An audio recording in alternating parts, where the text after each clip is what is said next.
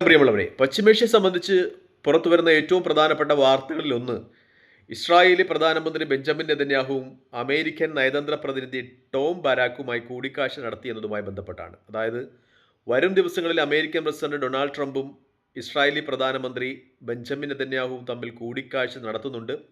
അതിന് മുന്നോടിയായിട്ടുള്ള ഒരു കൂടിക്കാഴ്ചയാണിപ്പോൾ അമേരിക്കൻ നയതന്ത്ര പ്രതിനിധി ടോം ബാരക്കും ഇസ്രായേലി പ്രധാനമന്ത്രി ബെഞ്ചമിൻ നെതന്യാഹുവും തമ്മിൽ നടത്തിയെന്നാണ് ഇസ്രായേലി മാധ്യമങ്ങളുടെയൊക്കെ സൂചനയിലുള്ളത്. അതായത് ഇതിൻ്റെ ഇതിവൃത്തം എന്ന് പറയുന്നത് തുർക്കി അന്താരാഷ്ട്ര സമാധാന സേനയുടെ ഭാഗമായിട്ട് ഗസയിലേക്ക് വരുന്നതിനെ ഇസ്രായേൽ എതിർക്കുന്നുണ്ട്. അപ്പോൾ ഇസ്രായേലിനെ അനുനയിപ്പിക്കുക, ഇസ്രായേലിനെ പറഞ്ഞ് ഇങ്ങനെ ഒരു കാര്യത്തിലേക്ക് സമ്മതിപ്പിക്കുക, തുർക്കി ഇവിടെ എത്തുന്നതിലേക്കുള്ള ഇസ്രായേലി പ്രധാനമന്ത്രി ബെഞ്ചമിൻ നെതന്യാഹുവിൻ്റെ എതിർപ്പില്ലാതാക്കുക എന്നതാണ് ഈ കൂടിക്കാഴ്ചയുടെ ലക്ഷ്യം എന്ന രീതിയിലാണ് ഇസ്രായേലി പത്രങ്ങളൊക്കെ റിപ്പോർട്ട് ചെയ്യുന്നത്. ഇസ്രായേലിനെ സംബന്ധിച്ച് തുർക്കിയുടെ ഒരു സാന്നിധ്യം ഗസയിൽ ഉണ്ടാകുന്നത് ഇസ്രായേലിന് ഗുണകരമല്ല എന്നാണ് ഇസ്രായേൽ വിലയിരുത്തുന്നത്. പ്രത്യേകിച്ചും തുർക്കി നേരത്തെയും ഹമാസിന് ഒളിഞ്ഞും തെളിഞ്ഞും സഹായങ്ങൾ നൽകുന്ന ഒരു രാജ്യമായിരുന്നു. തുർക്കിയിൽ പല ഹമാസ് നേതാക്കന്മാരും ഒളിവിലുണ്ട്.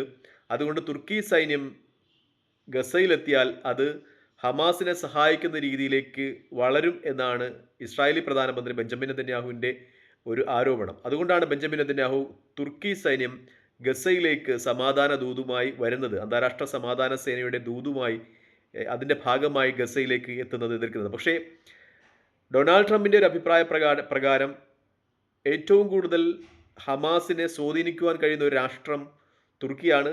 മിക്ക ഹമാസ് നേതാക്കന്മാരും തുർക്കിയിൽ അഭയാർത്ഥികളായി അല്ലെങ്കിൽ രാഷ്ട്രീയ അഭയം തേടിയിട്ടുണ്ട്. അതുകൊണ്ട് തന്നെ തുർക്കിക്ക് ഹമാസിൻ്റെ മേൽ ഒരു നിയന്ത്രണമുണ്ട്. അത് സമാധാനപൂർണ്ണമായ ഒരു അന്തരീക്ഷത്തിലേക്ക് ആ മേഖലയെ കൊണ്ടുചെന്നെത്തിക്കുമെന്നാണ്. അതാണ് ഡൊണാൾഡ് ട്രംപ് തുർക്കിയെ ആ സമാധാന സേനയുടെ ഭാഗമാകണമെന്ന് ആവശ്യപ്പെടുന്നത്. മാത്രമല്ല തുർക്കി നാറ്റോയുടെ അമേരിക്ക നേതൃത്വം നൽകുന്ന സൈനിക സഖ്യത്തിൻ്റെ ഭാഗമാണ്. അമേരിക്ക കഴിഞ്ഞാൽ ഏറ്റവും കൂടുതൽ സൈനിക അംഗങ്ങൾ നാറ്റോയിലുള്ളത് തുർക്കിയുടെ ഭാഗത്തു നിന്നാണ്. അതുകൊണ്ട് തുർക്കിയെ ഒപ്പം കൂട്ടാനാണ് അമേരിക്ക ശ്രമിക്കുന്നത് എന്ന രീതിയിലുള്ള വാർത്തകളാണ് അന്താരാഷ്ട്ര മാധ്യമങ്ങളൊക്കെ റിപ്പോർട്ട് ചെയ്യുന്നത്. മറ്റൊരു വാർത്ത കൂടി ന്യൂസ് 12 പുറത്തുവിടുന്നുണ്ട്.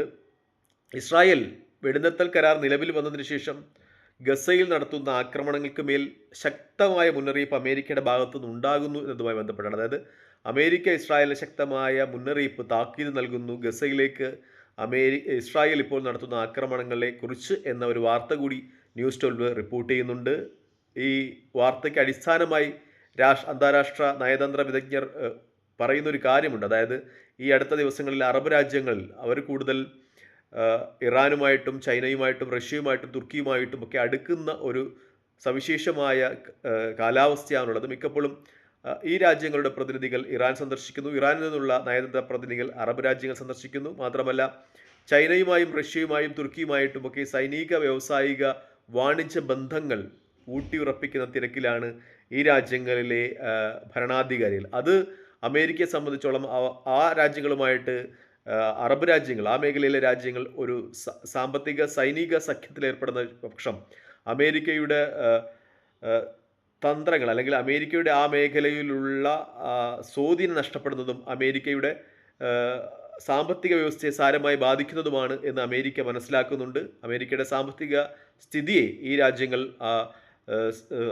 റഷ്യയുമായിട്ടും ചൈനയുമായിട്ടും തുർക്കിയുമായിട്ടും ഒക്കെ ഒരു സൈനിക സാമ്പത്തിക ഘടനയിലോട്ട് അല്ലെങ്കിൽ അത്തരം ഒരു കാര്യങ്ങളിലേക്ക് വന്നാൽ ബാധിക്കും എന്നുള്ളത് കൊണ്ട് തന്നെ അമേരിക്ക ഇപ്പോൾ ആ മേഖലയിൽ കൂടുതൽ ക്രിയാത്മകമായി ഇടപെടുന്നുണ്ട് എന്ന ഒരു വിശദീകരണമാണ് അന്താരാഷ്ട്ര മാധ്യമങ്ങളിലൊക്കെ നിലനിൽക്കുന്നത്. തൽക്കാലം ഈ വീഡിയോ ഇവിടെ വാങ്ങിയാണ്.